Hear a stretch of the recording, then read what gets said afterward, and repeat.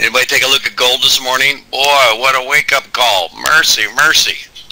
All right, it's Monday morning. You have to put up with another day of the Bill and Andy show. We apologize in advance because we're not as good as John and Jeffrey Scott. Boy, I'll tell you, they are very, very impressive. Well, it's Monday morning here. There is a ton of stuff going on, and just want to make sure we're all on the same page. So let me, I was going to type in the reports today, but we don't, I never got around to that. So we did have some reports at 5:30. What we're looking at now, pending home sales in about an hour. And that's really the most significant report that's going to be coming out today. All is good, Craig. Good. Good morning, Arthur, Julianne, everybody else here. Lots of information to cover here this morning. Lots of information. So I am purposely going to mention a few things.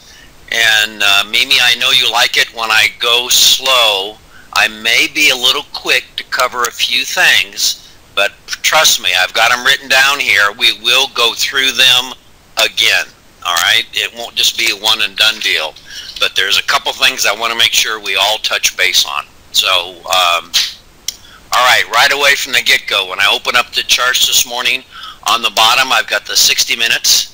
On the top I have the 15 minutes. On the far right they're all 15 minutes. And I have gold, the dollar, and the bonds. And we can always throw crude and the euro in there if we want to see. But right away what we saw is that as soon as the markets opened, after straggling around the pivot point all night long, kaboom, everything went up to daily R2, and in some cases here on the NQ on the bottom, right in the middle here, I've got a daily R3 in there because daily R1, excuse me, weekly R1 is too far away. But the concept I'm trying to get everybody aware of is that the markets opened, they struggled along the pivot points, and then they all exploded. So something to be aware of. Okay, everybody see that on the bottom there? So everything is at R2 and higher, and what's interesting is that all four of the indexes, expensive microphone, yeah, all four of the indexes are in a bearish bias, which means the daily pivot point is below the daily PIPA, which is the 3-period moving average. Blue is below orange, blue is below orange, blue is below orange in all of the indexes. When that happens, we tend to, on a bearish bias day, we tend to look at S2 as support and up to R1 as resistance on a bearish bias day. Well, we've gone through that and we've gone up to R2. Even R3 on the NQ. When it's the other way around and it's a bullish bias day, which means pivot point is above the orange PIPA, we tend to use the pivot point down to S1 as support, and we go all the way up to R2 for daily resistance. So even though we are in a bearish bias day, even though we're in a bearish bias day, we blew through R1, which was the predicted pivot point resistance, and we're up to R2. Everybody see that? It's important to understand that we've got a bias day, and we've immediately right off the bat violated it. Okay, what I want to do is I want to take a look at one thing real quickly here, just so we're all aware. We all know that John pays a lot of attention to the Commitment of Traders report, so just want to make sure, did everybody get a chance to look at the Commitment of Traders report? How many of you had a chance to look at the COT report for the ES? How many of you had a chance to look at the COT report for the ES? If you didn't, that's okay, but I hope you did, because something happened. What was it? Remember we talked about when John says whenever something gets to the extremes, whenever something gets to the extremes, we have to pay attention. Well, I think we can understand. I'm waiting here for, boy, there's the continued lag time between In addition to displaying the charts, I also have Omnovia open so I can see when it just takes a long time for them to clear. Wow, wow, wow, wow, wow. All right. Waiting for it to not be so fuzzy. Slowly clearing up. Slowly. Okay, got it. All right. So we were getting to the extremes on retail with the green. All right, this is a weekly chart. And what happened is the retail traders were going up with more and more to an extreme. And at the same time, the blue, what's the blue? The blue is non-commercial. They also were decreasing their positions. Well, on the report that happened over the weekend, the non-commercials, the commercials, and the non-reportables, if you read the report, I hope it got your attention. Every single position was significantly reduced from the previous week. Not by a little, but by a lot. So even though the number of positions was reduced, the percentage was significant. The non-commercial blue reduced their positions, their long positions, approximately 20%.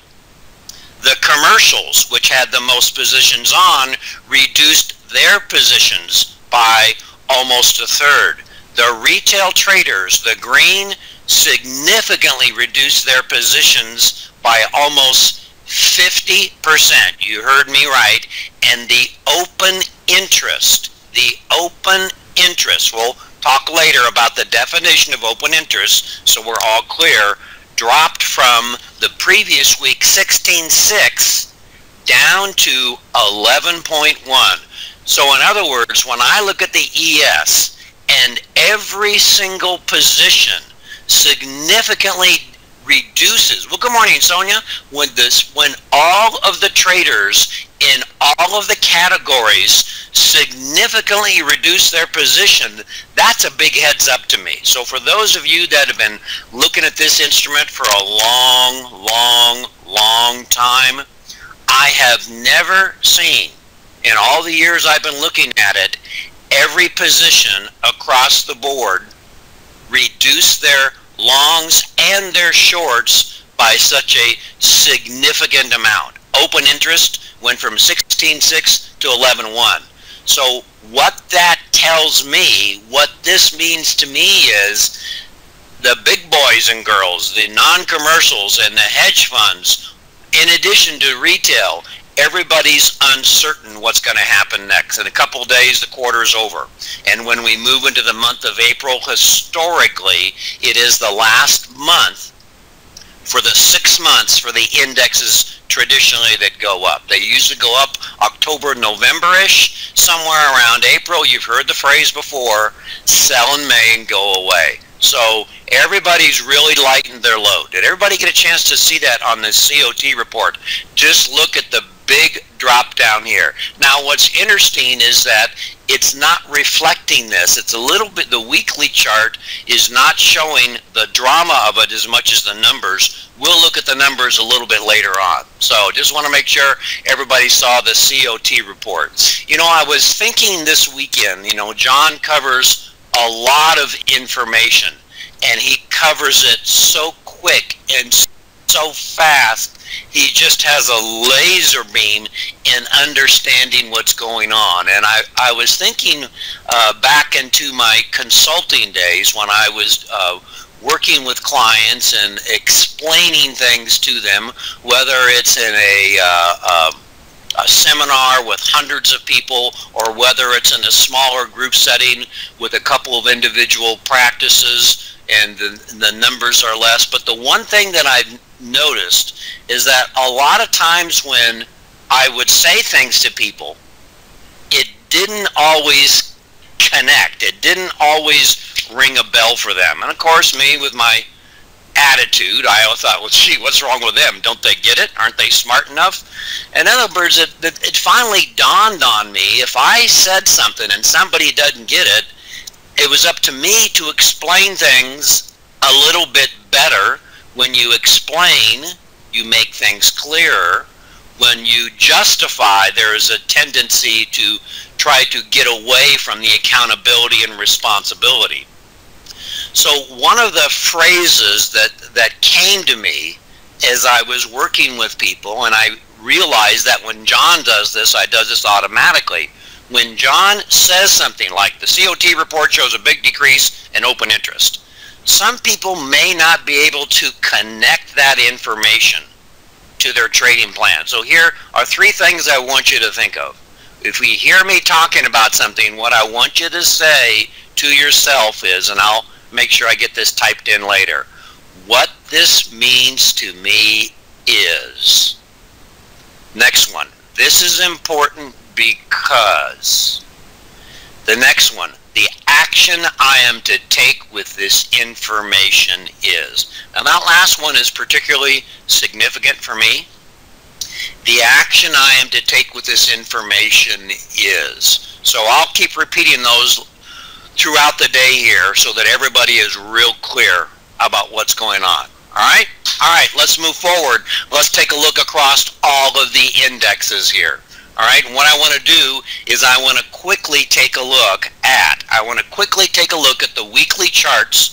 We're going to expand them up here big so we can take a snapshot of all 3 of the indexes. Okay, so let's make them all weekly charts, weekly charts, weekly charts. Boom, boom, boom, boom, boom, boom. There we go. And I want to make sure we have both OBV and advanced decline. Alright, here we go. Alright, weekly chart. Weekly chart. I'm waiting for it to clear up here on your guys' end. Weekly chart.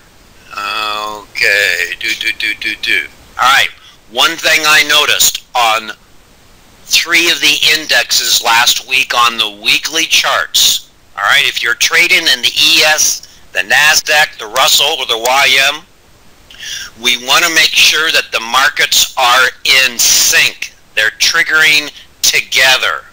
They're in sync. So what I noticed last week is that we've got weekly sell triggers in the ES, that's the big red thing up here with the arrow. We also have a weekly sell trigger. And you know, for you swing and position traders, what does John like to pay attention to? Weekly charts, weekly charts. Daily charts help, but he really wants to see trends on weeklies. Weekly triggers carry a lot of weight. So we've got a weekly sell trigger on the ES, the SPY. We've also got a weekly sell trigger on the NQ and the QQQ, its cash index, and the YM and the DIA. 6 of the 8 indexes. They're futures and cash. 6 of those 8 indexes we pay attention to triggered a weekly sell. That should get your attention. Did everybody notice that in your analysis on Friday in your pre-market prep? Hope you all noticed that. Okay? 6 of them gave us a weekly sell. And what we want to pay attention to, and I'm going to get into this later on, I want to see when we got these weekly sells, what was the corresponding reaction? What was the reaction of the advanced decline and the on-balance volume? So when I'm looking at these particular indexes on the bottom, remember John says it's not where a market opens, it's where it closes. So the OBV in advanced decline is done at the end of a candle. So if this was a 15 or a 60 minute, it would give us an update on that individual candle. Alright? So on a weekly candle, when the price closes at, and last week it was it was 52 and a quarter. So I just put a little line in there, 52. Let me add another tick to it. Nah, that's too many ticks. Boom, boom. Wow, 52 is close enough for now. Price closed on the red candle 52 and a quarter. 52 and a quarter. I'm waiting for the line up there. I'm going to see if my hand is steady enough to add a quarter tick. Maybe not. I'm not going to worry about it. So when the price closes at that specific price point, what I want to make sure I do is look and see what is the advanced decline and what is the OBV doing at that particular price point? And then I want to look left. I want to look left for similar candles when the price closed at that exact same area and compare how the OBV and advanced decline are doing. Does that make sense to everybody? I want to compare at this specific price point, what is the relationship? So when I get this close at the 52.25, how did my advanced decline do relative as we look left? Well, when I look at this, I see a moderate decrease in advanced decline, but it didn't go below the most recent low for this year was back in the weeks of late January, early February. Everybody see where I'm pointing right here? Here was it's almost a W bottom right here. Almost a W bottom. So I didn't get down this low, and I do have a stronger decrease in the moving average. So as my price came down, my OBV came down. So for me, when I'm looking at this, I'm going, okay, my participation didn't get that weak, but I had a reasonably strong move down in the on-balance volume. Not a huge move down, but enough to where it's catching my attention, because for this entire year, it was the middle of the month, the week of 3/13, I'll put the arrow in here. If I break below this point here on OBV, I got an arrow in down below. If I break below that area on balance volume, that's going to get my attention. Everybody see that on a weekly chart? All right? So I not only have the trigger, but if you understand your candles, the open and close within the previous one, we have a particular name for this type of candle, and that would be a harami. All right, bearish harami. So as I look at what's going on here from a weekly perspective, I'm also trying to pay attention to, here's the phrase that John uses, from what point? From what point? Hope you guys can fill in the sentence now. From what point, from what price point will the market accelerate so I can take advantage of the momentum move? And that's why we always look at, on a daily chart, on a 60 and a 15 chart, when we're day trading, we look at last conditional changes, and we also look at what else? Swing highs and swing lows. Well, I've got a real obvious last conditional change candle, and I'm going to, I'm going to put it in green right here. I'm going to put it in green right there. I'm waiting. Bingo, here it is. It's about 1, 2, 3, 4, 5, 6 weeks. It's a new higher high, my last bullish conditional change candle. So I'm going to dig into the memory banks over here. Remember the definition that John gives us of conditional changes. How many of you remember John saying, if a last conditional change candle has a smaller real body, and if it's far away from both moving averages, it's not as significant as a conditional change candle that has an open or a close near both moving averages? How many of you have heard that? If you've heard John say that, just give me, remember it. Thank you, Zaz. Appreciate it, Zaz. I know Andy and Sonia have heard it. So if we understand the psychology of the market, a conditional change candle is a close, not only a lower closing low in this uptrend of we've been marching up, but we also want it to close below both moving averages. So here's the question for you. Here's the question. Do the moving averages, these blue and gold lines, do the moving averages provide resistance and support? Do the moving averages provide resistance and support? And the answer is, of course, we use them. So if you've got a candle that closes below right here where the tweezer is, the tweezer buying trigger right here at 73.50. If you get a close below there, is that the same as getting a close below the adjacent candle right here, which has a longer real body, which means what? What does a longer real body mean? It means that, well, right out of the TTU manual, page 243, the candlesticks are formed for each session indicate if the price movement shows a level of increasing or decreasing pressure, momentum, and size of a candle. That's right, that's John's words right there. So larger real bodies that are LCCs and close next to both moving averages are more impactful, have more significance than an LCC that is smaller real body and farther away from the moving average. Does this make sense to everybody? This is a little nuance that John talks about. Bigger real bodies that close next to moving averages are more significant last conditional changes than those LCCs that are smaller real bodies and farther away from both moving averages. Okay? So if the moving average is used for resistance and support, and you see where this is right down here, boom, and I just moved it down to the 29.50 area. All right, I'll wait for it to catch up. If you see that right there, that is an area on a weekly chart that gets a lot of attention.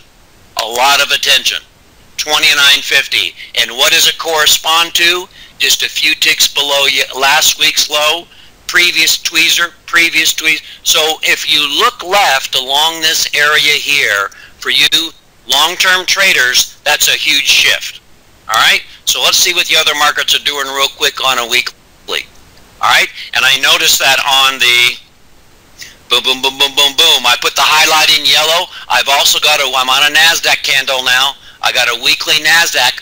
I also have a trigger, and I have a new bullish conditional change candle that's far away.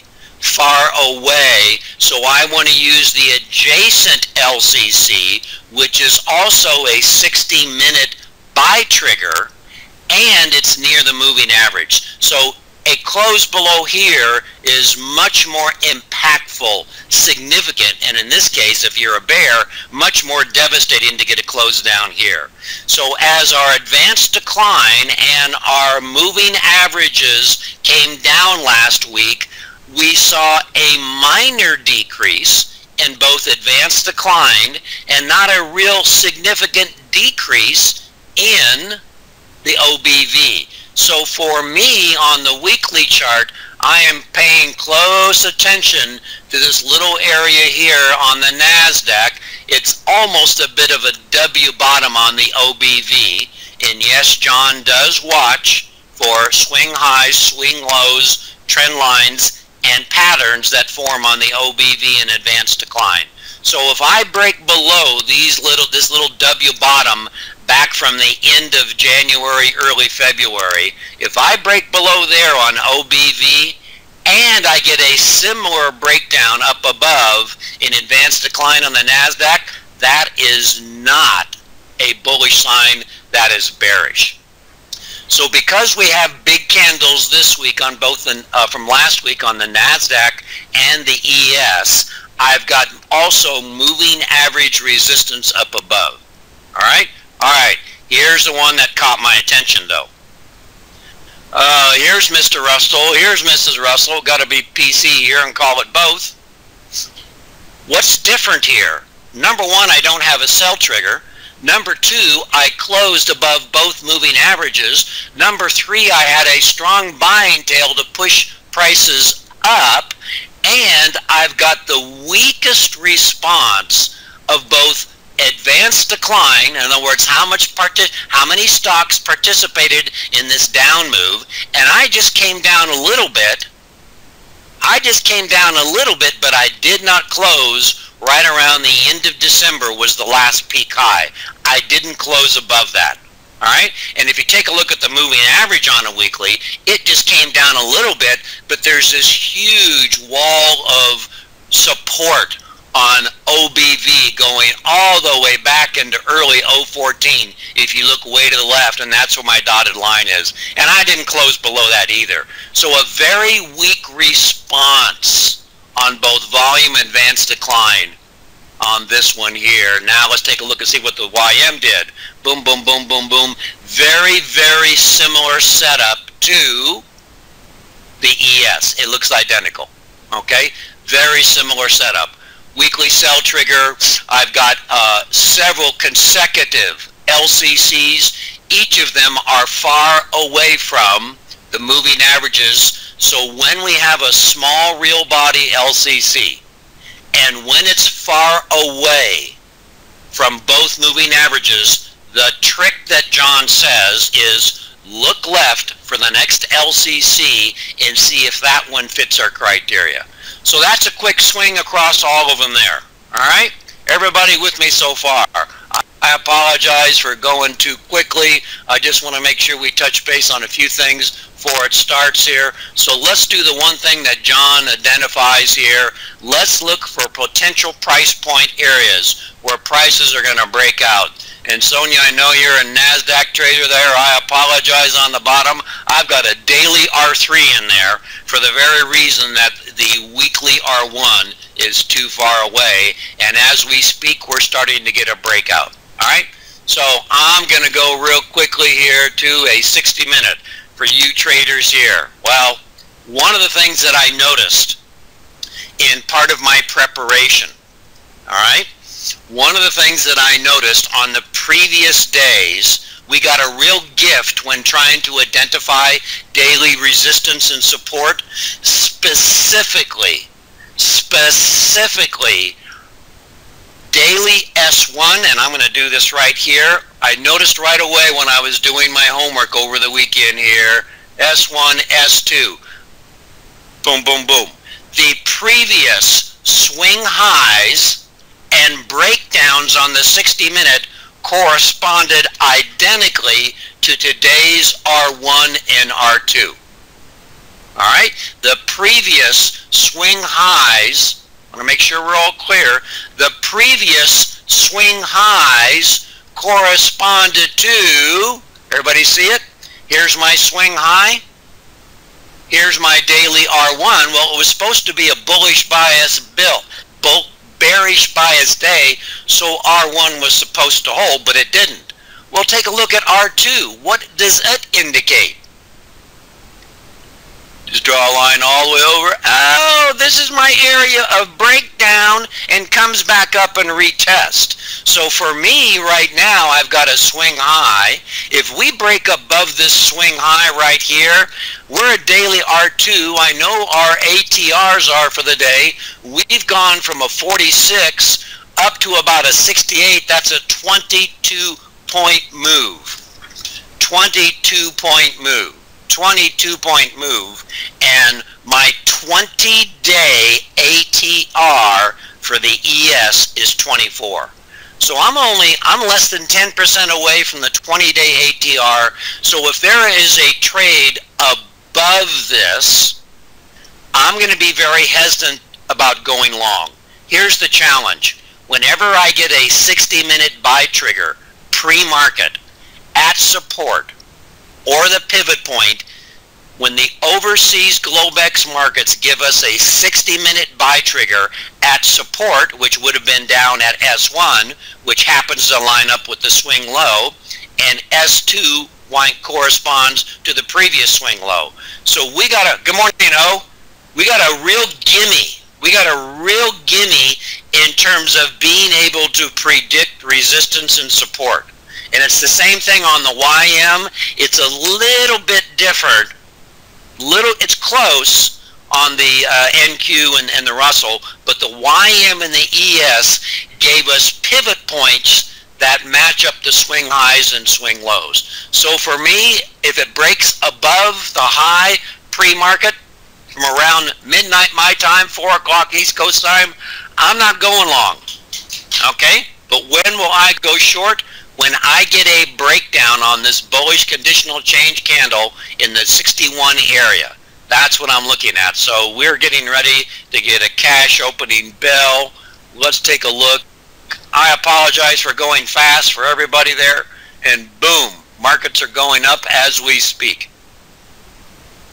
Okay, so one of the things that happens when the cash market opens, what's my open print down here? It looks about like 65 is what I've got. Is that 2065? That's what it looks like. One of the things that happens when the cash market's open, everybody's jockeying for position from the overnight, and because we had such a strong overnight Globex move up, yeah, boy, I'm a little bit concerned about going long here. Anybody concerned about going long? I mean, we've got a big move going on here. Strong open prints. We're pushing above R2. Not sure this is where I want to go long.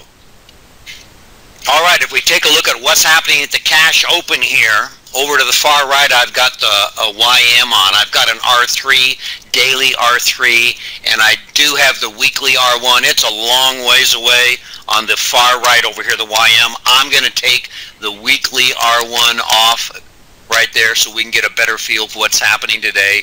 We're getting, if we look at the 15-minute candles, look at the OBV, and the accuracy of the OBV is not relevant until that candle closes. But I am seeing a touch of the previous Globex high. We're only a tick or two away, and I'm seeing a new high on the YM and a new high on the Russell, and I'm seeing it with increased volume here. The one that's lagging is the NASDAQ, and I wonder what the IBB is doing. Oh, let's take a look. Gold is down, dollar is down. Yeah, and Dave, I know you're in here. I did some looking in detail over the IBB, and I'm curious to see what that looks like here. So let me change that one right there. Wonder what the IBB is going to show us here. Boom, boom, boom, boom, boom. All right, how's the IBD doing right there? Boom. All right, couple things I noticed. Yep. That was my... Yeah, Dave Patterson, if you can see it. Here's the IBB, guys. It did gap up. Interesting. And I was paying attention to all those tweezers right there. And it is in a bullish bias day. So if this, boom, boom, boom, there's my, boy, we broke above R1. We're moving up to R2. Mercy, mercy. Yes, sirree. If you are short, like a lot of people are, in some put options here, couple things that I noticed, but this is a strong move up. Interesting, the NQ's not moving, but any break above this yellow area here had me concerned, and boom, we just went through it. So I'll get a chance to look at that later on, but that is a bullish launch of the day on the IBB. Gapping up above the previous day's tweezers highs. So interesting. That gets my attention right there, because I was looking at some of the daily, weekly resistance and everything, and there's a couple of OBV things I noticed on both a daily and a 60-minute chart that indicated more bearish than bullish, but yet the market has a mind of its own, and it jumped up. So we'll need to see in this price move up if we've got a corresponding increase in volume. So interesting there. All right, there's a little IBB. We'll move it. I'll just leave it right over there. If anybody wants me to keep the gold chart up, we can. Oh, mercy. That is the IBB. All right. Good morning, Overton.